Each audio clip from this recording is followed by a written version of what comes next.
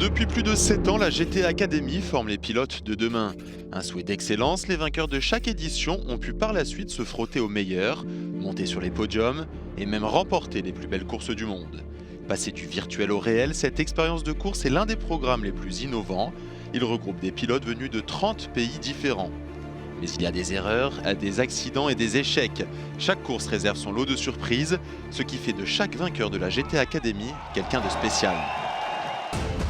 Et pour ne pas manquer le vainqueur de cette année, nous vous proposons une plongée dans les coulisses. Suivez au plus près chacune des équipes.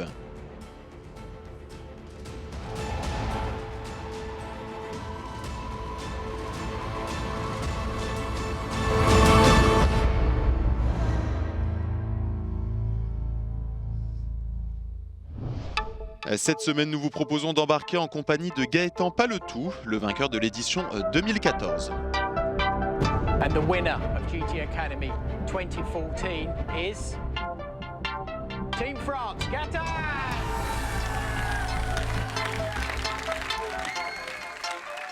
Gaëtan est considéré comme le plus rapide des vainqueurs de la GT Academy, une prestigieuse distinction. En seulement 10 mois, il a pris de nombreux départs, notamment au Mans. Un véritable choc pour lui, il ne s'y attendait pas. Vous avez réalisé du bon boulot, ce qui vous a permis d'être au départ des 24 heures du Mans cette année. Et félicitations, vraiment, vous le méritez. Après avoir battu 8 millions de joueurs pour remporter la GT Academy, il doit maintenant utiliser ses qualités pour pouvoir briller.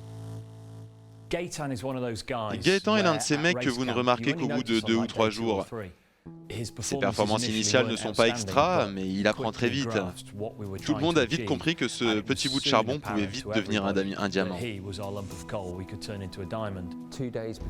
2 jours avant la finale, je me suis assis avec lui sur le circuit de Stove. Et je ne m'étais pas vraiment assis avec lui auparavant. Il n'a pas vraiment dû comprendre. Il était en surpoids, il n'avait pas vraiment une très grande forme. Et pourtant, je me souviens m'être dit qu'il était potentiellement l'un des meilleurs que je n'ai jamais vu.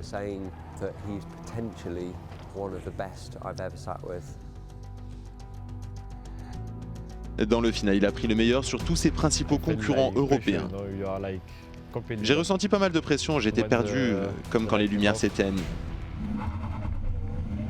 Remonté en 3e position, il profite d'une collision impliquant 3 voitures pour entrer en entrée de virage. Lorsque j'ai vu l'accident avec les 3 voitures, je me suis dit c'est incroyable que cela se passe dans cette entrée de virage. Par chance, je suis passé à côté et lorsque j'ai vu ça, je me suis dit waouh, je suis déjà en tête, je suis déjà le premier. Après une course maîtrisée, il passe le premier devant le drapeau à Dramier. J'étais très excité de franchir la ligne. Quand la course s'est terminée, j'ai jailli hors de la voiture. J'ai commencé à chanter avant de me dire « Reste calme, c'est pas terminé ». Les performances de Gaëtan dans cette course finale ont été largement suffisantes pour que le jury le désigne champion en 2014. Ça a été une de mes plus belles sensations. Toutes ces choses que je les garderai toute ma vie dans un coin de ma tête. Dans les 3 mois qui ont suivi, le programme de développement lui a permis d'acquérir tout ce dont il a besoin pour s'imposer sur la piste. Quand nous gagnons la GT Academy, le plus dur du travail commence. Ce n'est pas vous gagnez donc vous êtes professionnel. Le gagnant a vraiment de lourdes responsabilités. C'est un pilote qui est déterminé. C'est ce dont nous avons besoin. Il a fait d'excellents progrès. Très rapidement, il a fait étalage de toutes ses qualités, de sa capacité d'écoute. Et naturellement, il a de grandes capacités de vitesse et un talent. La combinaison des deux en fait quelqu'un de solide. Une capacité d'écoute et d'apprentissage qui permettent à Gaëtan d'envisager son premier podium dans une vraie course. S'ils sont dans une course où ils peuvent bien faire, nous les laissons faire et espérons les voir sur le podium. Apprenez de ce que nous vous disons et obtenez une signature au niveau international. C'est tout simplement incroyable. Vous avez du plaisir chaque jour, mais vous savez que vous devrez vraiment vous améliorer. DDP est vraiment complètement fou. Après 12 courses, il obtient sa licence internationale et peut prendre le départ des 24 heures de Dubaï.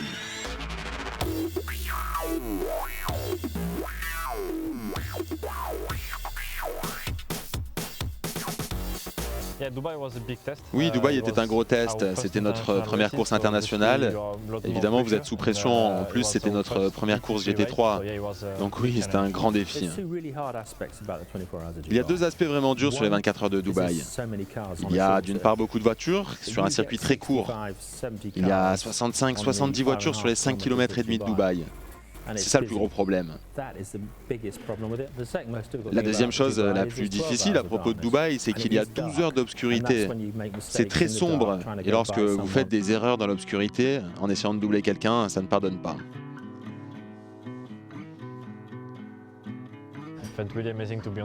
C'est extraordinaire d'être sur le podium. Notre première course au niveau international est déjà sur le podium. C'est incroyable. Après 4 mois d'entraînement, c'est juste génial. Dubaï m'a agréablement surprise. Aussi bien figuré en GP3 sur un circuit très éloigné de nos habitudes en Angleterre, c'est effectivement très surprenant.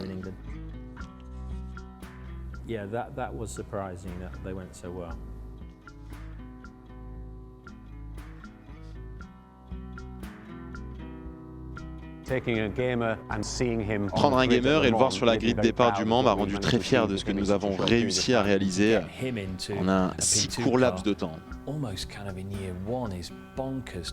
Et le voir piloter une P2 en un an seulement après ses débuts, les gens pensent que c'est rapide, mais quand vous regardez le nombre d'heures qu'il a passé au volant, je ne pense pas que ce soit rapide.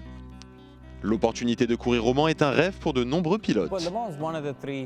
Le Mans est l'une des plus grandes courses du monde avec Monaco et Indianapolis. C'est une semaine magique mais extrêmement difficile. Une des courses les plus dures, les plus rapides, vous faites des pointes à plus de 300 km/h. C'est effectivement un énorme défi pour nous. Le Mans est une expérience extraordinaire. Et en plus, je suis français, donc pour moi, c'est juste dingue. Mais l'expérience va se révéler douloureuse pour Gaëtan. Gaëtan était dans sa course, il trouvait doucement son rythme, il se sentait bien. Et lorsque nous avons abordé la deuxième partie de la course, il a accéléré. Et là, nous avons eu un incident.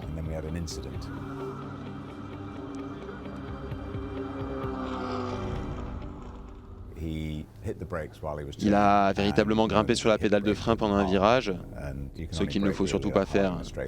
Il aurait pu casser le disque des freins sur sa ligne droite. Honnêtement, il avait l'air un peu perdu. C'est une partie du circuit qui est très sombre. Il est arrivé très tôt dans le premier virage, il a réalisé qu'il était en avance. Il a regardé ses données, ce qu'il a mis en retard dans le deuxième virage. Et ça, ça ne pardonne pas, ça lui a totalement fait perdre les commandes. Oui, j'ai mis un coup de frein, c'est qui m'a fait perdre le contrôle. J'ai essayé de rattraper la voiture, mais c'était trop tard, et j'ai frappé le mur.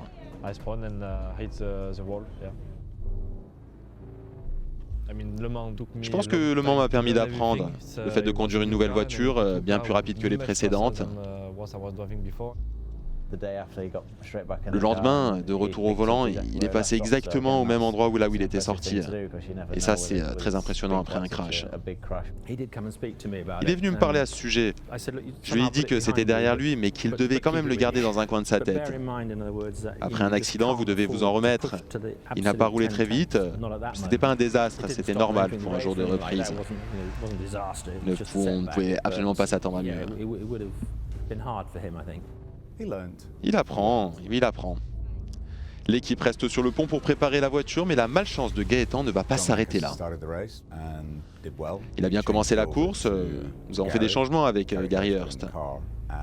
Mais malheureusement, il y a eu des incidents techniques, notamment un problème de courroie et d'alternateur. Du coup, sa batterie a été touchée et là, il a dû s'arrêter. C'est une vraie honte. Est-ce qu'il avait de réelles chances? Nous ne comprenons pas pourquoi, mais bon. Vous savez, la course réserve des surprises et ça ira mieux l'an prochain. Nous aurons le temps de voir. J'espère avoir ma revanche. Les choses se sont par la suite mieux passées pour Gaëtan. Cette saison, il a couru en GT3 et il a été le plus rapide partout là où il a couru. Il a fréquenté différents pros et a appris d'eux, il a excellé.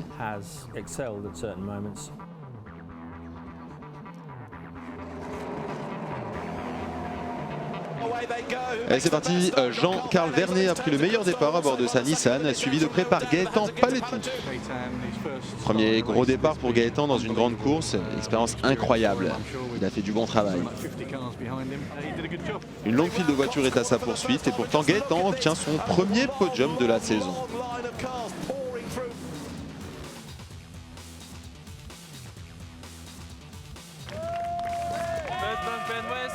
Première course et premier podium, comme dans un rêve.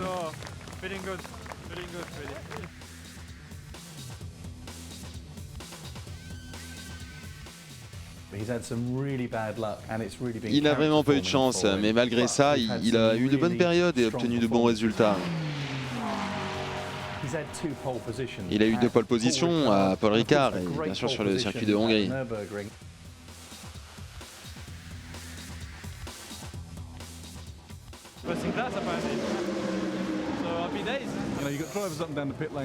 Vous avez des pilotes de tout niveau, même d'anciens de la F1 comme Senna, mais le gamin est arrivé et a pris la pole devant plus de 200 pilotes. C'est vraiment impressionnant, non? Et Gaëtan a aussi couru dans le nouveau prototype de la marque, la LMP3. La voiture est différente, elle est plus légère, plus aérodynamique, mais elle s'enfonce plus dans la piste. Elle est moins maniable.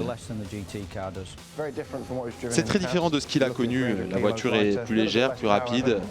Vous devez vous fier à vos réflexes et à votre instinct pour la piloter. Vous devez vous faire confiance, mais les résultats peuvent être exceptionnels.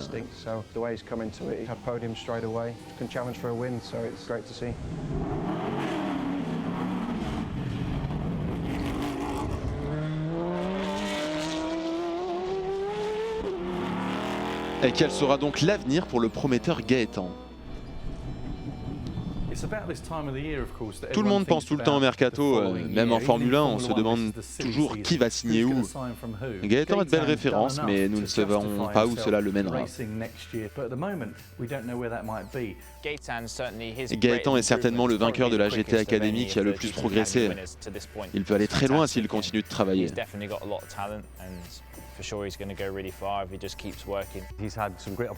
Il a fait quelques erreurs cette année, mais il a un très bel avenir devant lui.